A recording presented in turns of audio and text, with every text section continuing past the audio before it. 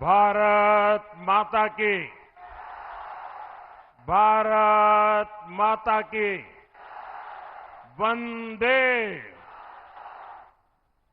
मैं अपना भाषण शुरू करूं उसके पहले काफी लोग कुछ पेंटिंग बना करके ले आए हैं। मैं एसपीजी के साथियों को कहूंगा वो जो भी ऐसे पेंटिंग लेके बना के लाए हैं उनसे कलेक्ट कर ले। इस चुनाव में जो उम्मीदवार है उन सबसे मेरा आग्रह है कि जरा आगे आ जाए। जो कैंडिडेट है, मैं 1-2 मिनट इन सबके पास जाकर के आपके पास आता हूं।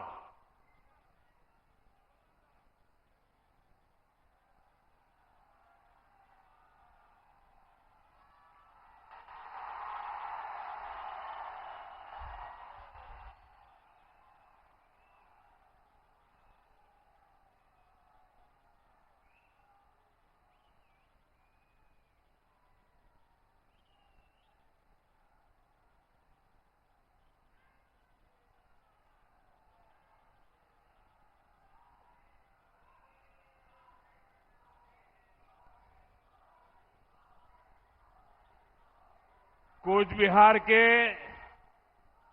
मेरे प्यारे भाई और बहनों, सोबाई के आमी नमस्कार जानाई। सोगो के जानांग मोर दोंडोबोत। कूच बिहार की इस पवित्र भूमि से मैं मदन मोहन ठाकुर जी, बाणेश्वर महादेव और गोसानीमारी कामटेश्वरी के चरणों में प्रणाम करता हूं। इस धरती की महान संता ने ठाकुर पंचानन वर्मा, चिलाराय और सत्येंद्र नारायण मुजुमदार, बंगाल की ऐसी सभी महान विभूतियों को भी मैं नमन करता हूं। साथियों, कुछ दिन पहले राजधानी कोलकाता के ब्रिगेड ग्राउंड से मैंने बंगाल में परिवर्तन महाअभियान की शुरुआत की थी। ब्रिगेड ग्राउंड की वो ऐतिहासिक तस्वीरें, वो जन सैलाब, जनता का उत्साह, जनता का जुनून, तब से पूरे टीएमसी सिंडिकेट घबराया हुआ है। और आज मैं देख रहा हूं ब्रिगेड ग्राउंड में जो बिगुल बजा, कूच बिहार ने उस पर पक्की मोहर लगा दी है।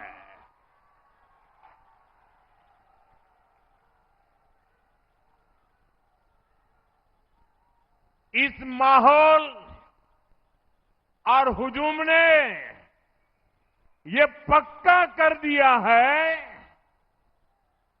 टीएमसी के पापों का घड़ा अब भर चुका है। पूरे बंगाल में इस समय एक ही आवाज गूंज रही है, पलटानो दोरकार, पलटानो दोरकार, पलटानो दोरकार। भाइयों बहनों, आज कुछ बिहार में जो दिख रहा है ये आप सबका विश्वास है।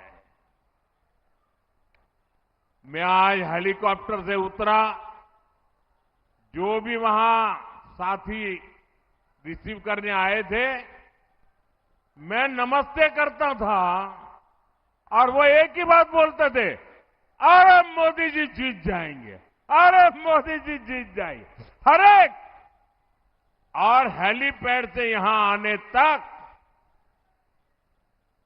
ऐसा माहौल मैंने देखा, अच्छे अच्छे रोड शो भी फिक्के पड़ जाए ऐसा उमंग और उत्साह देखा। और ये भी मैं इस मैदान में पहले भी आया हूं, लेकिन ये तो सारे रिकॉर्ड तोड़ रहा है।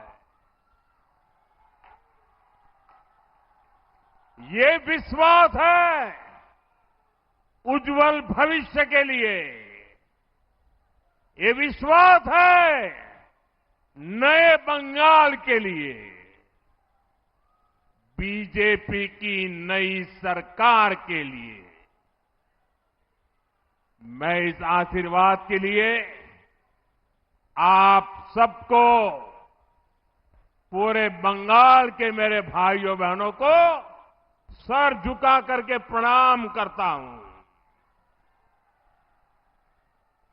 मोई तुमार गुलर मानसी आसोंग, तुम्हार आशीर्वाद আর ভালোবাসা मोर ताकत। साथियों, इस बार बंगाल में एक और टीएमसी का भय है और इसका मुकाबला करने के लिए आपके पास भाजपा का भरोसा है। एक और टीएमसी के कटमनी और करप्शन का भय है, दूसरी ओर विकास को तेज रफ्तार देने वाली भाजपा का भरोसा है।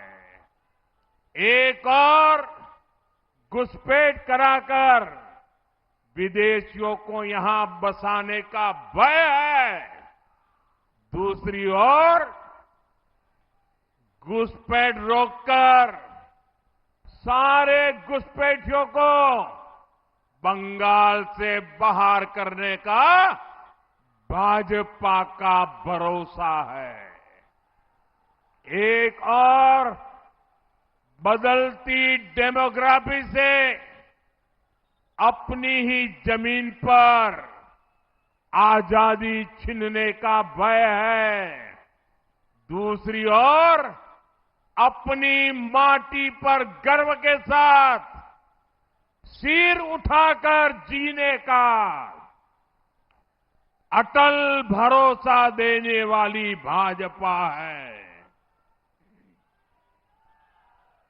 एक और सिंडिकेट राज में अपनी संपत्ति लूटने का भय है, दूसरी ओर सिर पर पक्का घर और जमीन के मालिकाना हक का भरोसा है।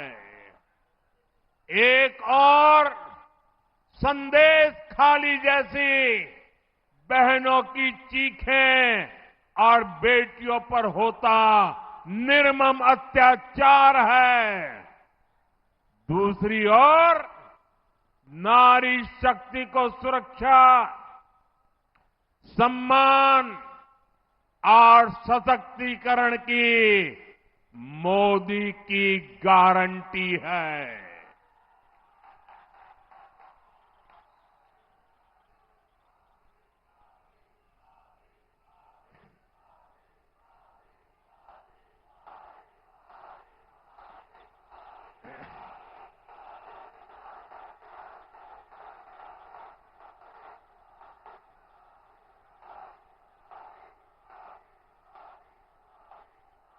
एक और बढ़ती बेरोजगारी और पलायन का भय है। दूसरी ओर सुशासन, रोजगार और एक आत्मनिर्भर बंगाल का भरोसा है। साथियों, मैं आपको एक और बात कहूंगा। मतदान वाले दिन टीएमसी के गुंडे आपको जितना भी डराए, आपको कानून पर भरोसा रखना है। इस चुनाव में बंगाल से भय भागेगा। भाजपा की महाविजय से भरोसा जागेगा। बांग्ला থেকে ভয় পালাবে, মহাবিজয় থেকে শৌর্য জাগবে। और मैं आपको भरोसा देता हूं, इस बार चुनाव के बाद इनके पापों का पूरा हिसाब किया जाएगा।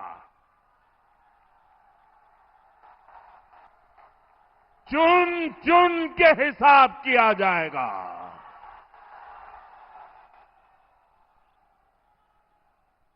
4 मई के बाद कानून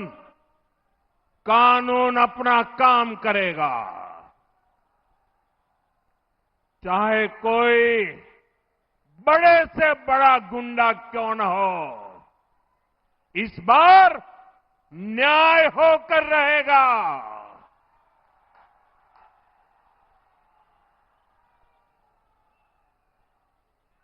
एक बात मैं आपको और बता दूं, ये इतने वर्षों से बंगाल की जनता का पैसा लूटा गया है। हर भ्रष्टाचारी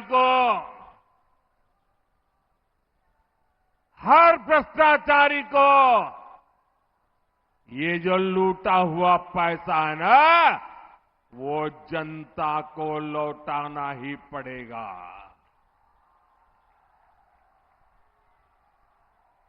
साथियों,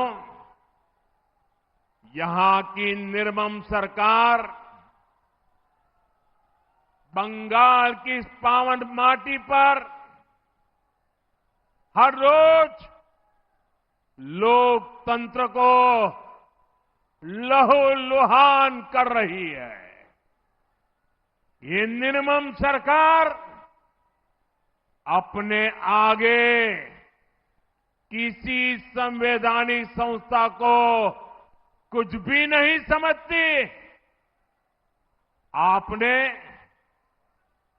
2-3 दिन पहले ही देखा है, पूरे देश ने देखा है, देश के न्यायप्रिय नागरिक चौंक गए। कैसे मालदा में न्यायिक अधिकारियों को बंधक बनाकर रखा गया। सोचिए, ये कैसी सरकार है, ये कैसी व्यवस्था है जहां जज और संविधान की प्रक्रिया भी सुरक्षित नहीं है। तो बंगाल की आम जनता की सुरक्षा की उम्मीद इन लोगों से कैसे की जाए? मालदा में जो हुआ वो केवल टीएमसी की उद्दंडता ही नहीं थी, ये इस निर्मम सरकार का प्रायोजित महाजंगल राज है।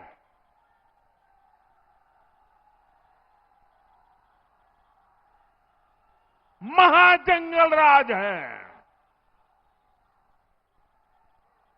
ये टीएमसी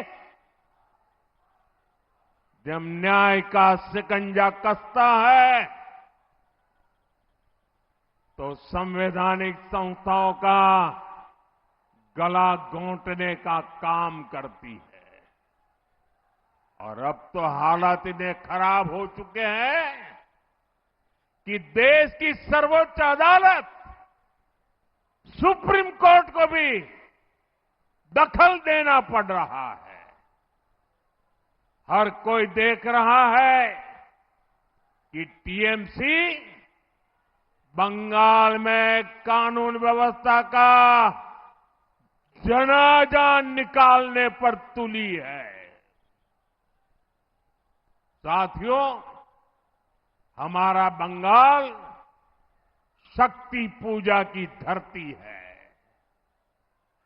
यहां आई सभी बहनों बेटियों को, बंगाल की हर बहन बेटी से कहूंगा, बीजेपी आपके सम्मान और आपकी समृद्धि के लिए मैदान में है। बीजेपी सरकार आएगी तो महिलाओं के सच्चे सशक्तिकरण का रास्ता खोलेगी। और यह हमारा ट्रैक रिकॉर्ड है। इसलिए आज पूरे देश में बहनों बेटियों की फर्स्ट चॉइस बीजेपी है। साथियों, अभी तक केंद्र की बीजेपी सरकार ने हर प्रकार की मूल सुविधाएं बहनों तक पहुंचाई। देश की 3 करोड़ बहनों को लखपति दीदी बनाया। लेकिन ये बहुत आवश्यक है कि देश के लिए होने वाले फैसलों में भी महिलाओं की भूमिका और अधिक बढ़े। इसलिए हमारी सरकार ने लोकसभा और विधानसभा में महिलाओं के लिए 33% रिजर्वेशन देने का कानून बनाया था। पश्चिम बंगाल सहित देश भर की बहनों को 2029 के 2029 के लोकसभा चुनाव से ही इसका फायदा मिले, अब ये सुनिश्चित करने का प्रयास है। इसलिए सरकार ने 16, 17, 18 अप्रैल को संसद का विशेष सत्र रखा है। माताओं बहनों का यह हक 40 साल से लटका हुआ है। अब और ज्यादा देरी ठीक नहीं है। और हां साथियों, मैं कूच बिहार से देश के सभी राज्यों को फिर भरोसा दिलाता हूं कि जिन भी राज्यों ने जनसंख्या नियंत्रण में अच्छा काम किया है, उनको सीटों के विषय में कोई नुकसान नहीं होगा। सभी का फायदा ही होगा। सभी राज्यों की भागीदारी और सबके अधिकार सुरक्षित रहेंगे। हम संसद में इस पर पक्का ठप्पा लगाना चाहते हैं कि महिलाओं के लिए अतिरिक्त सीटें बढ़े, ताकि राज्यों को इसका बड़ा फायदा मिले। साथियों, ये पूरे देश का काम है। ये किसी एक दल का काम नहीं है। इसलिए बीते दिनों हमने सभी पार्टियों से इसको लेकर चर्चा की है। मैं फिर से सभी दलों से कहूंगा कि आइए महिलाओं के हक के इस काम को सर्वसम्मति से मिलकर करते हैं। सभी दल अपनी सकारात्मक भूमिका निभाएं। मैं बंगाल की अपनी माताओं बहनों से कहना चाहता हूं, आप भी सभी राजनीतिक दलों पर दबाव डालें। उनसे कहें कि वो संसद में खुले मन से महिलाओं के अधिकार के इस कानून का समर्थन करें। साथियों, हमारा बंगाल एक समय भारत के सबसे विकसित राज्यों में से एक होता था। विकास, व्यापार, उद्योग, कला, संस्कृति, हर क्षेत्र में बंगाल आगे रहा था। लेकिन फिर बंगाल पर ग्रहण लग गया। पहले कांग्रेस का ग्रहण, फिर लेफ्ट का ग्रहण और अब टीएमसी का ग्रहण। और इसका नतीजा ये हुआ, बंगाल के विकास की चमक फीकी पड़ती चली गई। पहले देश में एक सामान्य व्यक्ति औसतन जितना कमाता था, बंगाल में लोग हमेशा उससे ज्यादा कमाते थे। लेकिन अब बंगाल में सामान्य मानुष की कमाई देश की औसत से भी बहुत कम हो गई है। यानी आज देश आगे बढ़ रहा है, बाकी राज्य विकास कर रहे हैं। टीएमसी ने बंगाल को पीछे धकेल दिया है। देश के अधिकांश प्रदेशों में नए नए उद्योग खुल रहे हैं, लेकिन बंगाल से फैक्ट्रियां बाहर जा रही है। पहले बंगाल में लोग रोजगार के लिए आते थे। निर्मम सरकार ने उसी बंगाल को पलायन का केंद्र बना दिया है। साथियों, यहां सरकारी नौकरियों पर भी टीएमसी के सिंडिकेट का कब्जा है। बंगाल के हर युवा को पता है, इस सरकार में इतना बड़ा एसएससी शिक्षक भर्ती घोटाला हुआ। कौन लोग उसमें शामिल थे? टीएमसी के अपने मंत्री और टीएमसी के अपने विधायक, ऊपर से नीचे तक पूरी टीएमसी सरकार इन घोटालों में शामिल थी। कट, कमीशन और करप्शन के खुले खेल में युवाओं के भविष्य के साथ खिलवाड़ हुआ है। साथियों, तृणमूल कांग्रेस ने पूरे बंगाल को तो बर्बाद किया ही है, उसमें भी सबसे ज्यादा नुकसान उत्तर बंगाल का हुआ है। जब भी चुनाव आता है, टीएमसी वाले हर बार झूठे वादे लेकर आते हैं। क्या क्या घोषणाएं की जाती रही है, लेकिन हालात वैसे के वैसे बने हैं। कहीं काम अटका है, कहीं जमीन का मामला लटका है, कहीं योजनाएं रोक दी गई हैं, कहीं बुनियादी सुविधा तक की सुविधा नहीं पहुंची। आप सब जानते हैं, मालदा, बालूरघाट, और हाशिमारा एयरपोर्ट का विकास कब से लटका है, क्योंकि राज्य सरकार इसमें अड़ंगा लगा रही है। कालिंपोंग, दक्षिण दिनाजपुर और अलीपुरद्वार ये जिले आज भी मेडिकल कॉलेज के लिए तरस रहे हैं।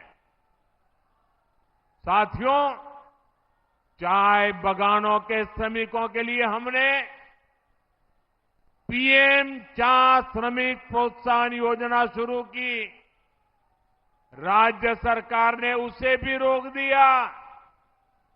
यहां के बिभोर, लोधा, टोटो जैसे जनजातीय समाज, उन्हें पीएम जनमन योजना का पूरा लाभ नहीं मिलने दिया जा रहा। साथियों, टीएमसी के अन्याय, इनकी लिस्ट बहुत लंबी है। इनके धोखे का एक और उदाहरण उत्तर कन्या भी है। जब उत्तर कन्या को बनाया गया था तो कहा गया था ये पूरे क्षेत्र के विकास का केंद्र बनेगा, लेकिन हालात ये है कि जो पैसा इसके लिए रखा गया था, इतने साल में उसे भी खर्च नहीं किया गया। अभी तक ये लोग उसमें कमीशन के तरीके खोजने में लगे हैं। इसका मतलब साफ है, नाम विकास का, लेकिन नियत और प्राथमिकता कहीं और थी। साथियों,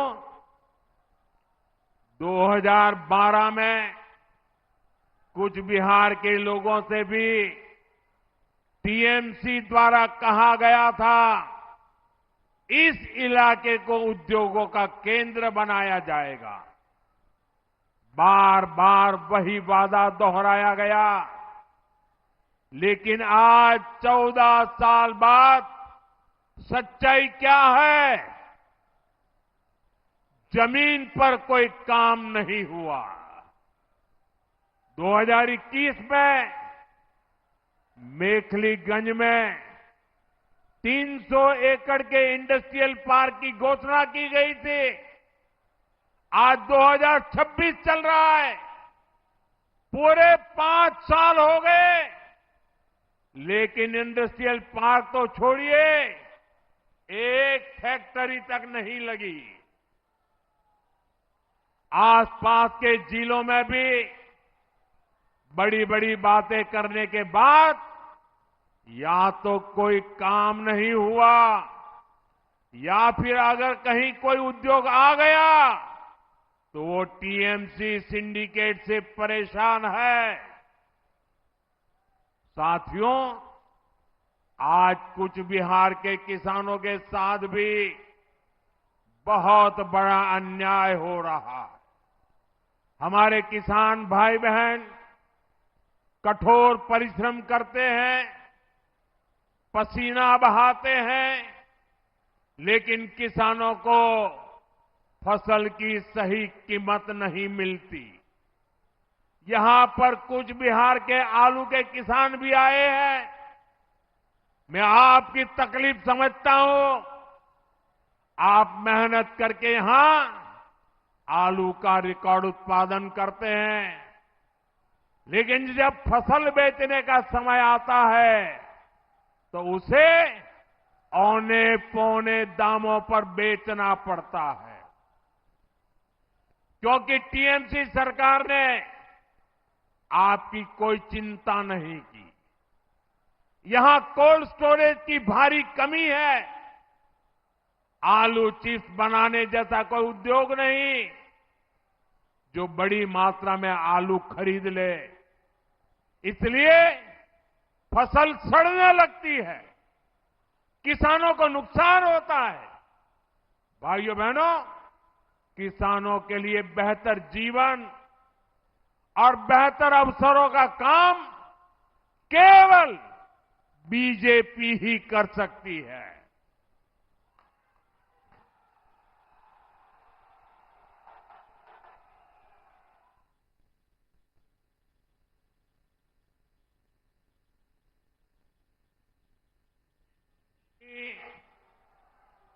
ढाई लाख किसानों को हमारी सरकार ने 650 करोड़ रुपए से ज्यादा पीएम किसान सम्मान निधि में भेजे हैं। 4 मई के बाद आपके आशीर्वाद से डबल इंजन की सरकार बनेगी। कूच बिहार और उत्तर बंगाल के साथ हो रहे अन्याय का अंत होगा। ये मोदी की गारंटी है।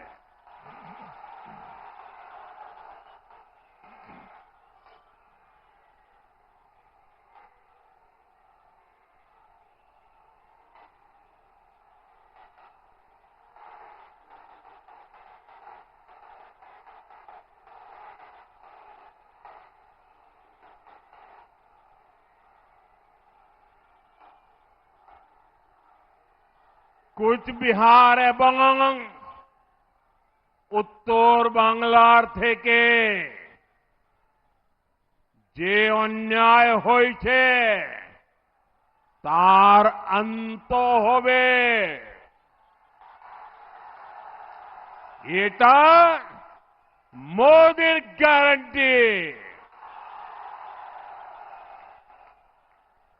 साथियों, तृणमूल शासन के 15 वर्षों में बंगाल के सीमावर्ती इलाकों में डेमोग्राफी में खतरनाक बदलाव आया है।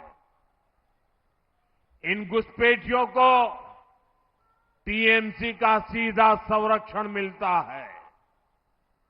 टीएमसी ने सीधे अपने सिंडिकेट में भर्ती करती है। इनसे बंगाल के लोगों की सुरक्षा को बड़ा खतरा पैदा हो रहा है।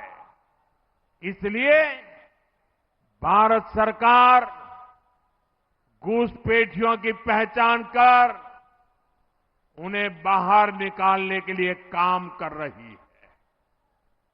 भारत ही नहीं, दुनिया के बड़े बड़े देश इस समय गैर कानूनी घुसपैठियों को अपने यहां से निकाल रहे हैं।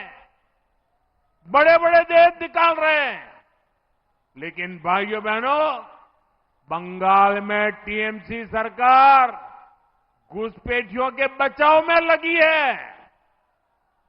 इसलिए ये तृणमूल वाले एसआईआर का विरोध कर रहे हैं ताकि घुसपैठियों की पहचान न हो सके। उल्टा टीएमसी सीएए को रद्द करने की धमकी दे रही है। यानी जिन शरणार्थी हिंदुओं को नागरिकता मिली है, ये उनकी नागरिकता छीनेंगे। और वो नागरिकता ये किसको देंगे? अवैध घुसपैठियों को।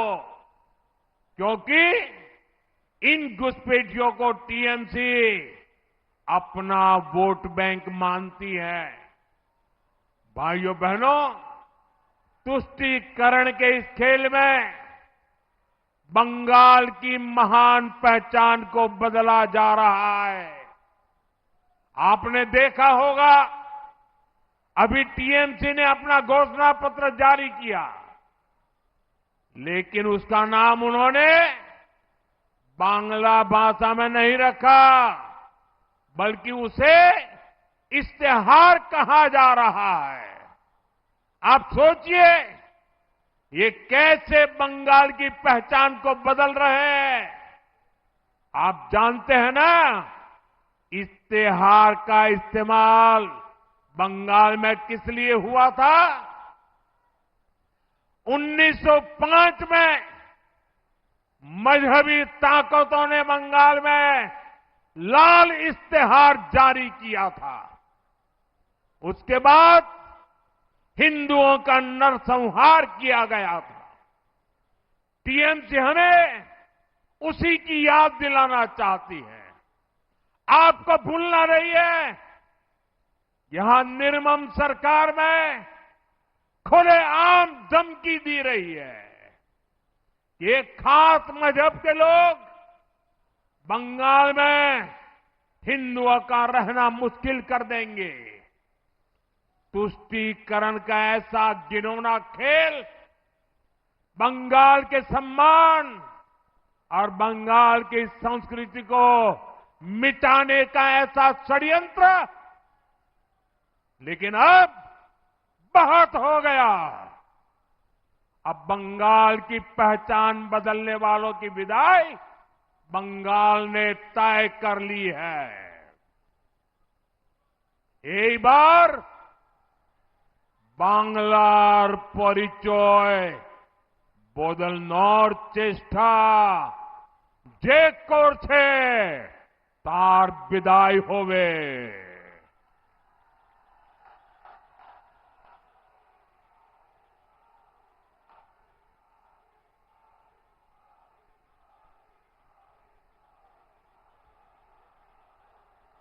भाई और बहनों, इस बार का चुनाव आपके बच्चों का भविष्य तय करने वाला है। ये चुनाव महत्वपूर्ण है, इसलिए इस बार वोट बंगाल के भविष्य के लिए दीजिए।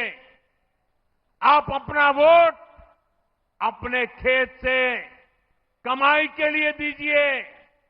आप अपना वोट अपने घर की सुरक्षा के लिए दीजिए। इस बार वोट अपने अधिकार के लिए दीजिए। बीजेपी उम्मीदवार को वोट देकर परिवर्तन पर मुहर लगाइए। मुझे चुनाव आयोग पर पूरा भरोसा है। इस बार बंगाल में निष्पक्ष चुनाव होगा। इस बार निर्भय चुनाव होगा और इस बार परिवर्तन का चुनाव होगा। এই বার निष्पक्ष चुनाव होवे, এই বার निर्भय चुनाव होवे और এই বার परिवर्तনের जन चुनाव होवे। आप सब इतनी बड़ी संख्या में हमें आशीर्वाद देने आए, इसके लिए एक बार फिर आप सभी का बहुत बहुत धन्यवाद। भारत माता की वंदे वंदे वंदे वंदे वंदे वंदे वंदे।